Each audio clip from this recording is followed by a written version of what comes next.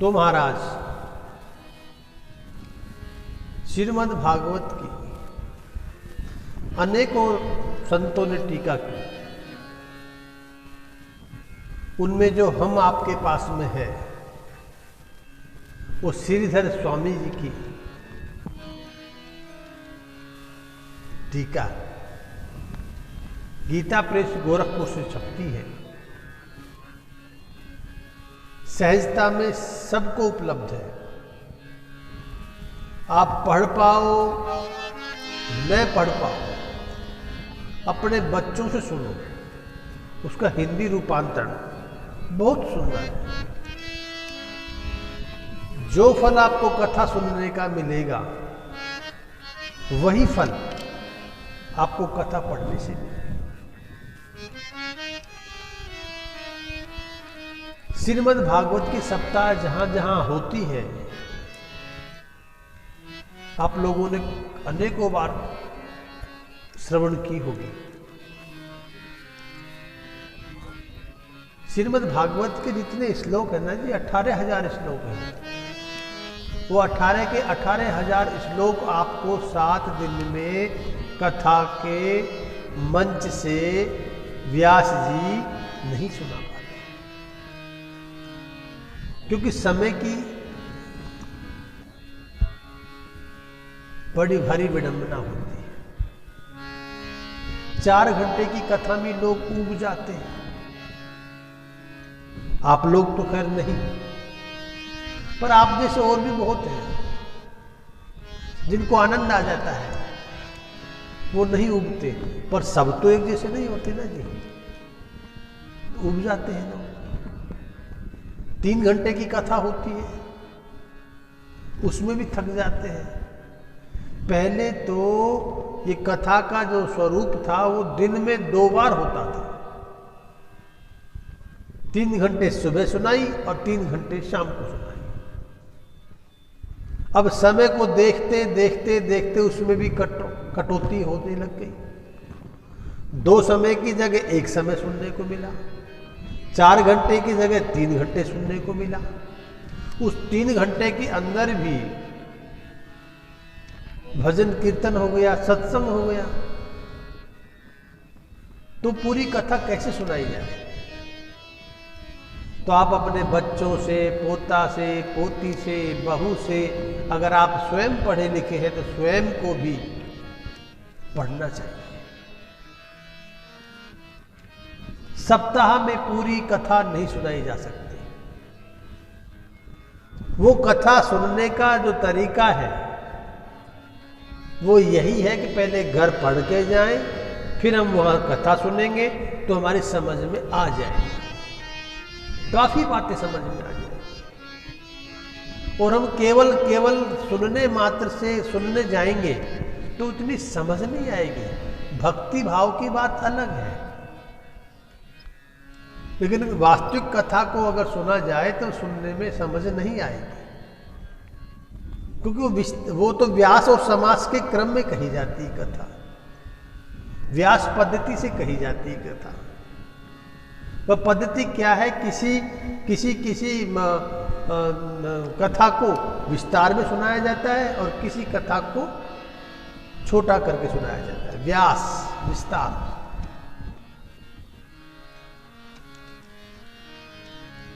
तो इसलिए कथा सुनने का जो भाव जब बनता है तो 3 घंटे भी छोटे लगते हैं, कम लगते हैं।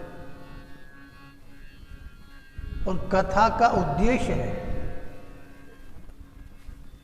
सुनाने वाला भी ये चाहता है कि जितनी से ज़्यादा मैं कथा सुना पाऊं और भक्तों की समझ में आ जाए, वो समझ पाए, और उस कथा का कुछ अंश भी अगर जीवन में उतार ले, कुछ अंश भी, तो कल्याण है। ऐसी कौन सी चीज है जो कथा सुनने पर, निष्ठा से सुनने पर, श्रद्धा विश्वास से सुनने पर हमें प्राप्त नहीं हो सकती? ऐसी कोई वस्तु नहीं।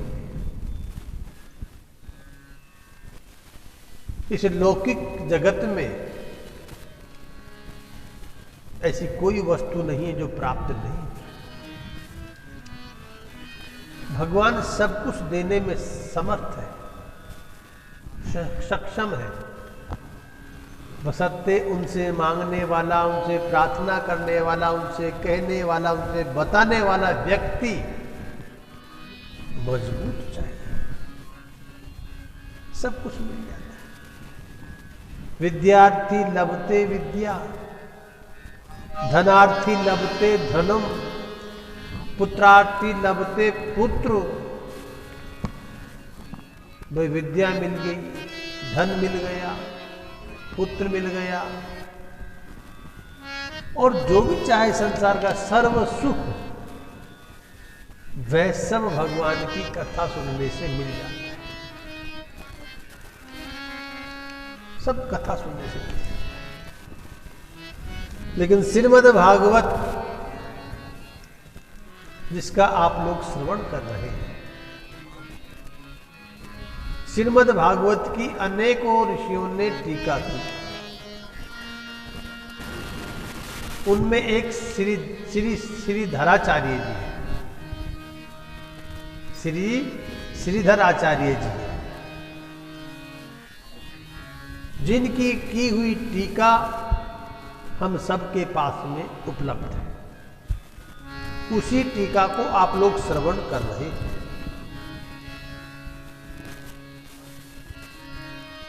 इनकी की हुई टीका, श्रीधराचार्य जी की हुई टीका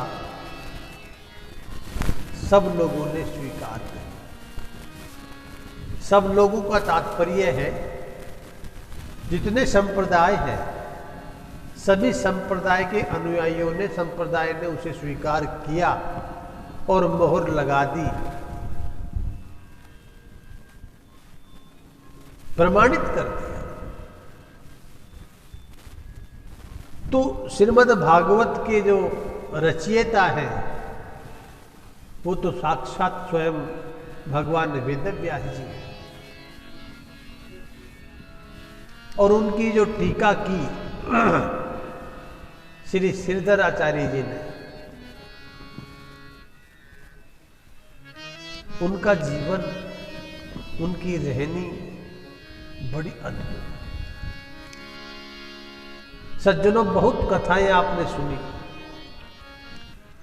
अनेकों भक्तों के चरित्रों का श्रीमद् भागवत में निरूपण है, लेकिन जिन्होंने टीका की है उनकी जीवनी नहीं। श्रीमद् भागवत उन्होंने अपनी जीवनी नहीं लिखी, बाकी सब भक्तों की जीवनी, ऋषियों की जीवनी लिखी, अपनी जीवनी। दक्षिण भारत की बात है। वैसे जितने भी हमारे संत हुए, ज्यादातर संत हमारे दक्षिण भारत में हुए, दक्षिण भारत में, और भगवान के जो अवतार हुए वे सब उत्तर भारत में हुए। तो उत्तर से दक्षिण और दक्षिण से उत्तर, ऋषियों की और देवताओं की, पूरब और पश्चिम, ये सब इसी के मध्य आ जाते हैं।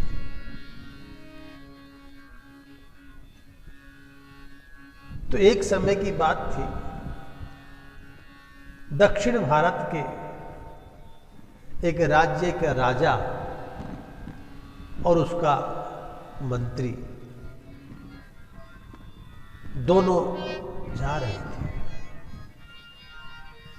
रास्ते में उन्होंने एक बालक को देखा जो अपने हाथ में फूटे हुए मिट्टी के पात्र में तेल लिए जा रहा था। राजा और मंत्री आपस में चर्चा कर रहे थे, आपस में संवाद कर रहे थे। क्या कोई किसी का भाग्य बदल सकता है? क्या किसी के भाग्य किसी के सहारे से उदय हो जाते हैं, या किसी के भाग्य को कोई डुबो देता है, या किसी के भाग्य का फल कोई चुरा लेता है? ये भाग्य के ऊपर चर्चा करते जा रहे हैं। उसी समय एक बालक उन्हें दिखाई दिया जो मिट्टी के फूटे पात्र में तेल लेकर जा रहा था। भाग्य की चर्चा करते हुए बालक को उन्होंने देखा तो राजा ने पूछा अपने मंत्री से, क्या इस बालक के भी भाग्य बदल सकते हैं? तो मंत्री ने बड़ा सुंदर जवाब दिया कि महाराज, जिस पर भगवान कृपा कर दे, जिस पर मेरा दयालु मेरे कृपालु कृपा कर दे, उसका भाग्य क्यों नहीं बदल सकता? जा पर कृपा राम की होई, ता पर कृपा करे सब कोई। जिस व्यक्ति पर भगवान की कृपा हो जाए, उस व्यक्ति पर सब व्यक्ति कृपा करे। चाहते हुए भी ना चाहते हुए भी सहसा कृपा हो जाती है, क्योंकि जिससे भगवान प्रसन्न है, तो जिस पर भगवान प्रसन्न है, उससे कोई अप्रसन्न हो ही नहीं सकता। और भगवान भक्त से प्रसन्न रहे। तो ये बालक भी प्रारब्ध का कुछ योग ऐसा चल रहा था, प्रारब्ध का कोई फल भोग रहा था।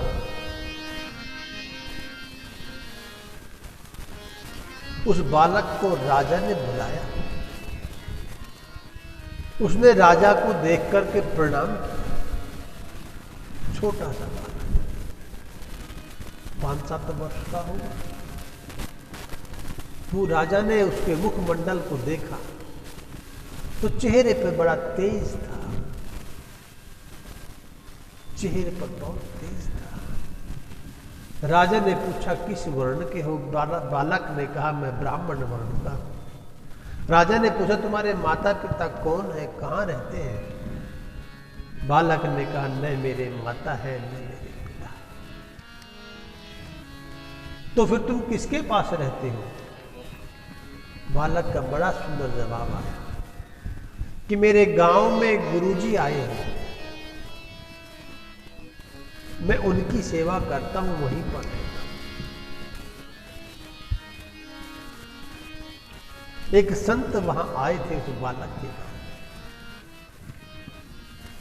संत ने बालक को अनाथ जानकर के अपने पास में रखा और वैष्णव दीक्षा दी।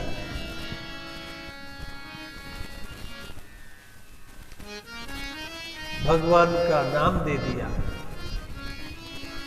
कि बच्चे इस मंत्र का तुम जाप करते रहो। बालक को अच्छा लगा। कुछ प्रारब्ध जब ठीक होता है तभी हमें सत्संग प्राप्त होता है, तभी हमें संत जनों का संग प्राप्त होता है। श्रीमद् भागवत में आया है कि भाग्योदयेन बहुजन्म समर्जितेन सत्संगमम च लभते पुरुषो यदा वै अज्ञान हेतु कृतमोह मदांधकार नाशम विधाय तदोदयते विवेक।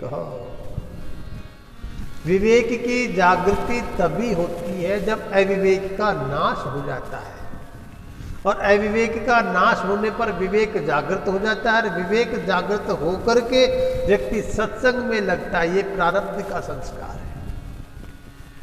तो उस बालक का प्रारब्ध देखिए कि मां ने छोड़ दिया, पिता ने छोड़ दिया, माता पिता दोनों नहीं रहे। अब अनाथ का नाथ कौन, असहाय का सहाय, सिवाय परमेश्वर के, भगवान के, ईश्वर के अलावा इस जगत में असहायों का सहायक कोई हो नहीं सकता, जो निस्वार्थ निर्लोभ भावना से केवल भगवान। ऐसा में माता पिता के जाने के बाद में गुरुजी मिल गए।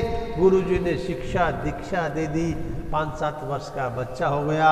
राजा ने देखा, राजा ने पूछा राजा ने कहा, तुम हमारे साथ चलोगे? बच्चे ने सहर्ष स्वीकार कर लिया कि मुझे करना क्या है, 2 समय का भोजन मिल जाए महाराज, और जो गुरु ने मुझे सिखाया है उसका स्वाध्याय हो जाए, भगवान का भजन हो जाए, बस मैं तो यही चाहता। अच्छा, गुरुजी ने तुम्हें क्या बताया, क्या शिक्षा दी गुरुजी ने, कौन सा मंत्र दिया? तो गुरु मंत्र कभी किसी को बताना नहीं चाहिए। उस मंत्र की जो महिमा है, जिनका वो मंत्र है, उसकी महिमा बतानी चाहिए।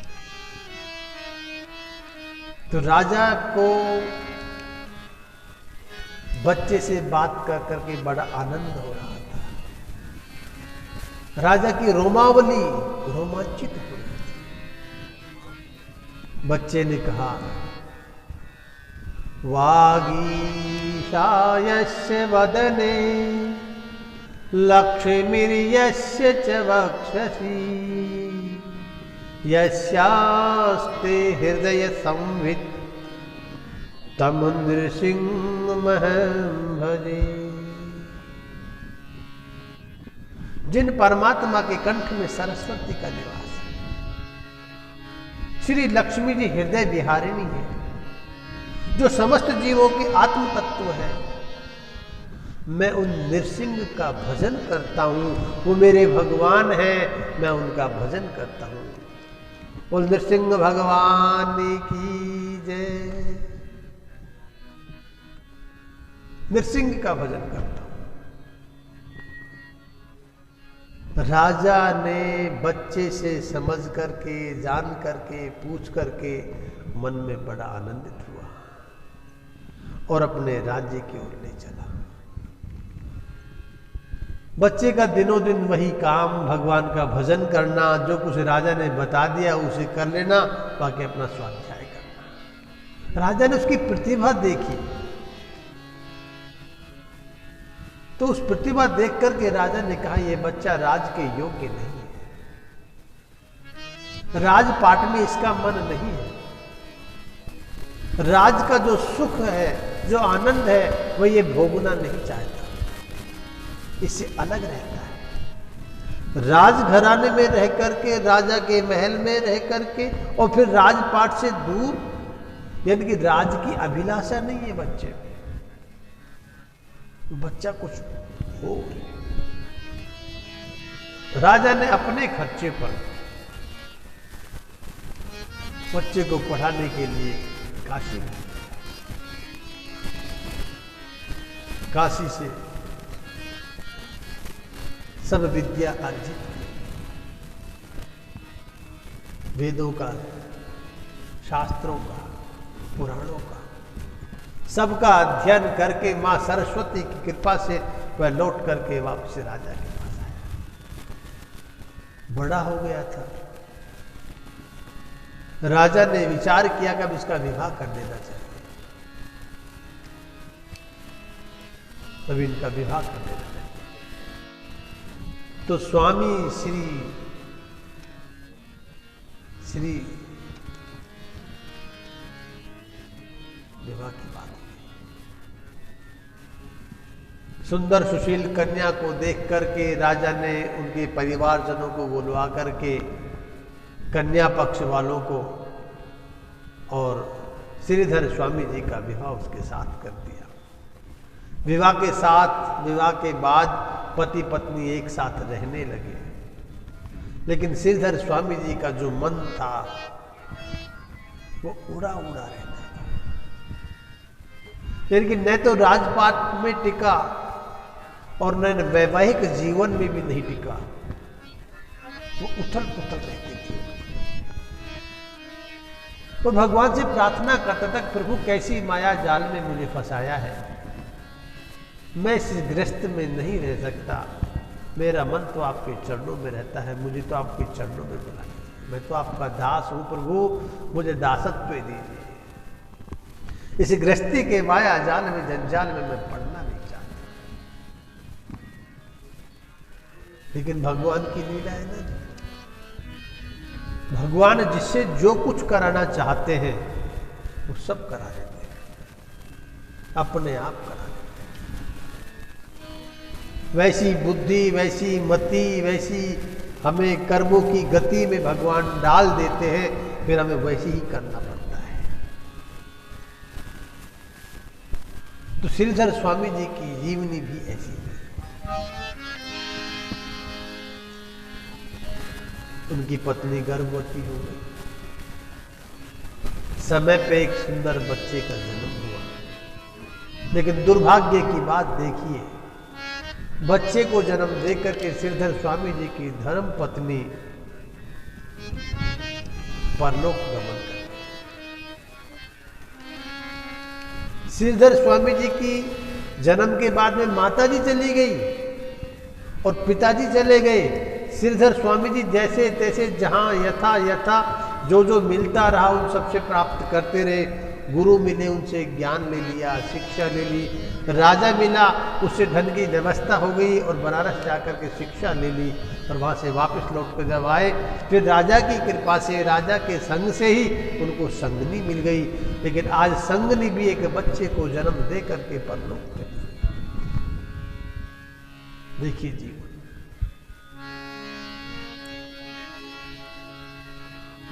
न माता का सुख मिला, न पिता का सुख मिला, और पत्नी मिली, वह भी कम समय में चली गई। पत्नी से कोई ईर्ष्या द्वेषता नहीं थी, पत्नी को मारना नहीं चाहते थे, बस गृहस्थी में मन नहीं लगता था।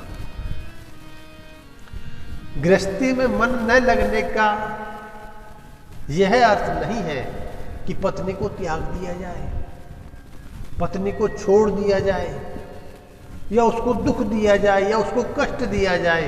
ये तो घोर पाप है। नारी को कष्ट देना घोर पाप है, अपराध है। इस अपराध की क्षमा याचना, इस अपराध की पश्चाताप जल्दी से नहीं हो पाता। इसलिए नारी का सदैव सम्मान करे। खुशहाल जीवन जीना है, खुशहाल जिंदगी व्यतीत करना अगर चाहते हो तो नारी का सम्मान करो। नारी का सम्मान के बिना जिंदगी खुशहाल नहीं हो सकती। जो गृहस्थी है, जो गृहस्थी है, नारी अपनी पत्नी भी हो सकती है, नारी अपनी माँ भी हो सकती है, नारी अपनी बहन भी हो सकती है, नारी परिवार की कोई भी हो सकती है। नारी परिवार की, नारी समाज की, नारी देश की, सबका सम्मान करो। तभी तो कहा है, यत्र नार्यस्तु पूज्यन्ते रमन्ते तत्र देवता। नारी का सम्मान करोगे तो सब आनंद ही आनंद होगा। और नारी को दुखी करके अगर कोई सुख चाहेगा तो यह सपने में भी सुखी नहीं हो सकता, सपने में भी सुखी नहीं हो सकता। इसलिए हमारी माताओं को, बहनों को प्रसन्न रखना चाहिए। पुरुषों का ये दायित्व है कि उनको प्रसन्न रखें, उनको सुख दे। बाहर से सामान ला करके दे देना, माता पिता को कुछ खिला देना, वह प्रसन्नता का द्योतक नहीं है।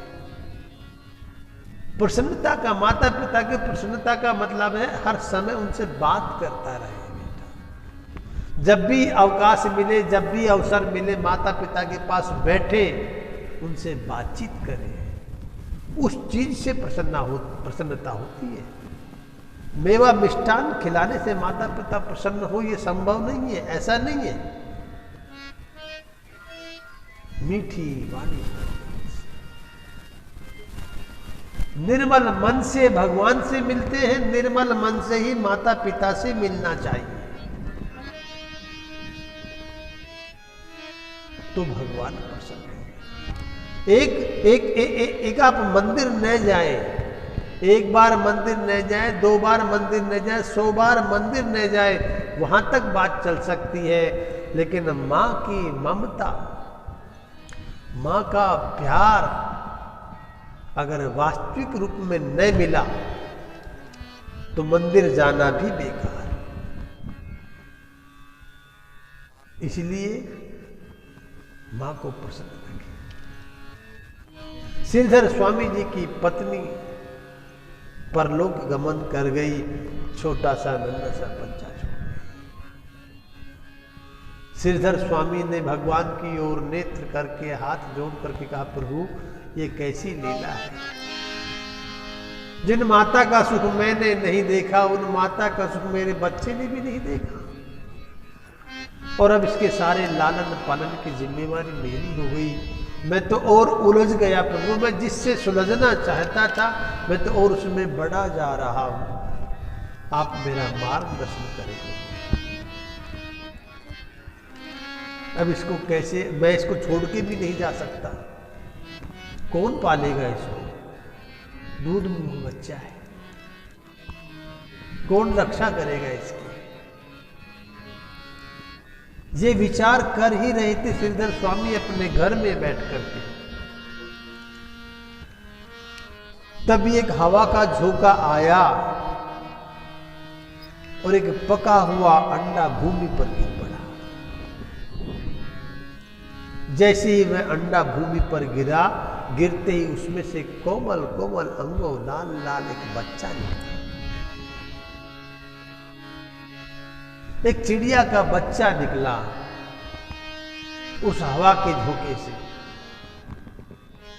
और जैसे ही वह बच्चा उस अंडे से निकलती बच्चे ने ऐसे मुंह फाड़ना शुरू किया, मानो कि वह भूखा है।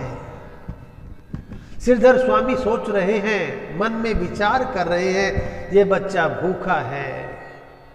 एक तो इसकी माँ अब ढूंढेगी ये कहाँ गया, हवा उड़ा के ले गई, यहाँ गिरा दिया, फूट गया, और ये कोमल बच्चा निकला भी भूखा है, इसको भोजन चाहिए। लेकिन तभी देखते हैं एक हवा का झोंका फिर चला है, और एक कीड़ा, एक कीट उस हवा के झोंके से उड़ करके उस अंडे के समीप गिर गया, और अंडे में जो चिपचिपा पदार्थ होता है ना जी, वो उस पर चिपक गया। उस बच्चे की नासिका से उस कीट की गंध गई, या बच्चे की आंखों ने उस कीट को देख लिया, और देख करके जो बच्चा ऐसे मुंह फाड़ रहा था उसने उस कीट को खा लिया।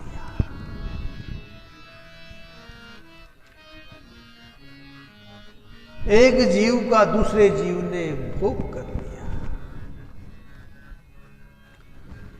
यह देख करके आश्चर्यचकित रह गए श्रीधर स्वामी कि वाह, करुणा निधान तेरी करुणा की क्या कहे। तभी एक पद लिखा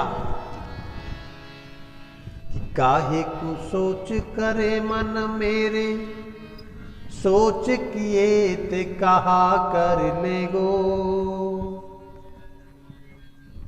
जान को देत अनजान को देत, जहान को देत सो तो भी देगो, दांत नहीं तब दूध दियो, और दांत दियो का अन्न न देगो।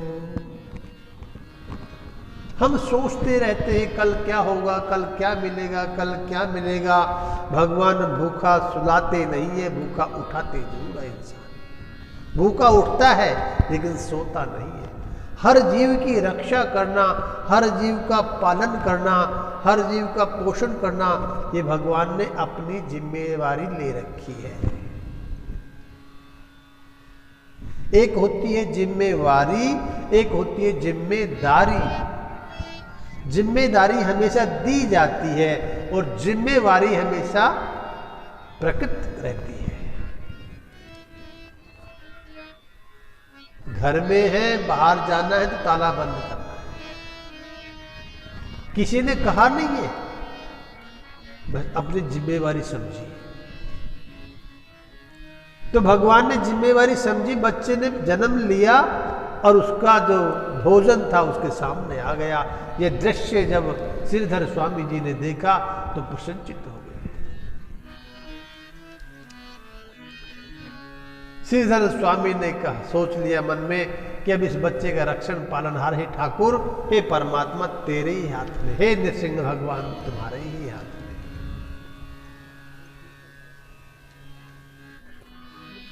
श्रीधर स्वामी जी छोड़ करके उस नन्हे से बालक को और काशी चले जाते और वहां जाकर के अपने भजन में लग जाते।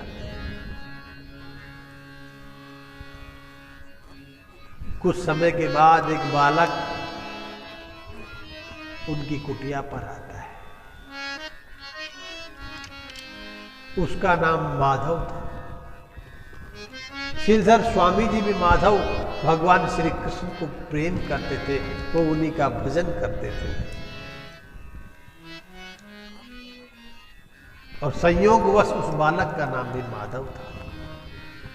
माधव ने श्रीधर स्वामी से कहा, प्रभु जी अगर आपकी कृपा हो जाए तो मैं आपकी कुटिया में आपके साथ रहूं, आपकी सेवा करूंगा और मुझे कुछ पढ़ने को मिल जाए।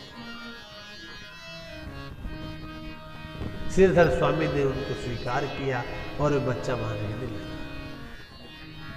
श्रीधर स्वामी जी पूजा पाठ भजन कीर्तन करते, वह बच्चा झाड़ू भोरी पोछा लगा देता और उसके बाद उनके लिए भोजन बन जाता। भगवान का भोग लगाते और प्रसाद बैठ करके दोनों पाते। एक संदेश उस बच्चे के पास में आया, तुम्हारे पिताजी का अस्वस्थ, उनका स्वास्थ्य में विकार। माधव ने गुरुजी से पूछा, गुरुजी अगर आपका आदेश हो तो मैं पिताजी की सेवा के लिए चला जाऊं। श्रीधर स्वामी ने आदेश दिया, बालक से कहा, जाओ बेटा पिताजी की सेवा करो, जब वो पूर्ण रूप से स्वस्थ हो जाए तब तुम लौट करके आना चाहो आ जाओ। बच्चा चला जाता है। इधर श्री श्रीधर स्वामी जी भी अस्वस्थ हो जाते हैं। ज्वर की पीड़ा ने बड़ा परेशान किया उनको। अब सेवा करने वाला कोई नहीं, भोजन बनाने वाला कोई नहीं। तो श्रीधर स्वामी जी का ज्वर इतना तेज हो गया, जैसे कई बार व्यक्ति बुखार में भड़कने लग जाता है ना जी, जिन चीजों का कोई लेना देना नहीं उन चीजों को याद करने लग जाता है। तेज ज्वर में लगता है कि मैं उड़ रहा हूं, कभी गिर रहा हूं। ऐसे श्रीधर स्वामी जी को इतना तीव्र ज्वर आया कि माधव माधव माधव माधव पुकारने लगे। अरे माधव तू कहाँ है, अरे माधव तू इधर आ, अरे माधव तू कहाँ है। तो वो जो माधव शिष्य था, वो विद्यार्थी जो था, वो तो अपने पिताजी के पास गया हुआ था अपने गांव में, लेकिन भगवान श्री कृष्ण उस माधव बालक का स्वरूप बना करके और गुरुजी स्वामी श्री श्रीधर जी के पास में आ गए। जी गुरुजी, अरे माधव बेटा बहुत भूख लगी, कुछ खाने को लाओ। माधव रोज खिचड़ी बनाते, ठाकुर जी को भोग लगाते, फिर गुरु जी को खिलाते, फिर स्वयं पाते। उस कुटिया की झाड़ू पोछा साफ सफाई का पूरा पूरा ध्यान रखते माधव। समय व्यतीत हुआ। उधर गांव में माधव के पिताजी ठीक हो गए। तो पिताजी के ठीक होने पर माधव ने पिताजी से कहा, पिताजी आपकी आज्ञा हो तो मैं जाऊं गुरुजी के पास। पिताजी ने कहा, बेटा मैं पूर्ण रूप से स्वस्थ हूं, अब कोई चिंता नहीं है, अब तुम गुरुजी के पास जाओ और वह पढ़ो, मन लगा के गुरुजी की सेवा करना।